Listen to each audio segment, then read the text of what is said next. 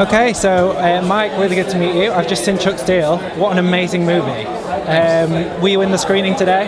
Yeah, I went to the IMAX screen first and then ducked into the second screening to see, just to gauge audience response, you know. So it's always hard to hear whether they're laughing in the right places, but it sounded like they were. So. Yeah, it's definitely the best reaction that I've heard so far this festival. Everybody was really cheering at the end. There was loads of laughter all through in the screen I was in. Right. Well, that's good. That's good. So I'm quite new to Chuck Steele. I only heard about him in the lead up to this festival. Can you give me a little bit of an overview of how the character came about and the history of it? Well, Chuck Steele as a character I came up with when I was about 15 years old in school. I used to draw him in my school books, and I was obsessed with action movies and horror and monster movies and things. So I would draw Chuck in various scenarios, and I used to make Super 8 films and 16mm films with the character as I was growing up and in college. And then I made a short film. I kind of worked in the stop motion industry for 25 years, and then I just wanted to revisit that character again. So I made a short film in 2013, which was, we shot it in 2012, and it was screened at FrightFest in 2013. So 5 years ago, and then we set about making a feature. So we're back now. So I think in the intro in the screen you said it took, was it 3 years to make this? Yeah, it's a little bit of a blur in my head, the amount of time it's taken, but it is, on average, the film took about 3 years to shoot, about a year to set up the studio and build everything, all the puppets and sets, and almost a year to sort of wrap it all up, you know, post-production wise.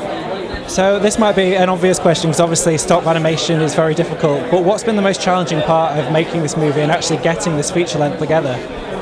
The most challenging part of it was finishing it, because there was still scenes that I had to cut because we were running out of time and money. And it is still an independent film, even though it is on the higher end of budget-wise as an independent film. It still is a film that's made with the hope that there's an audience out there for it, rather than a ready-made distribution in place, you know. So the hardest part in the production was probably just physically, in the nitty-gritty of it, was the faces of the characters.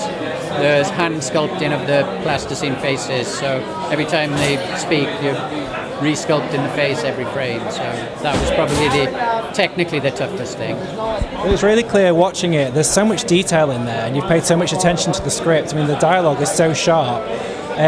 Where does that inspiration come from? What inspires you? I really do. I like films where there's snappy dialogue. You know, I like Shane Black's scripts are always full of really cool dialogue, and I'm a fan of sort of comedic dialogue as well. Like Dark Place, you know, Garth Marenghi's Dark Place had some very funny dialogue and long speeches by characters, and you know, sometimes slightly clumsy dialogue can be funny.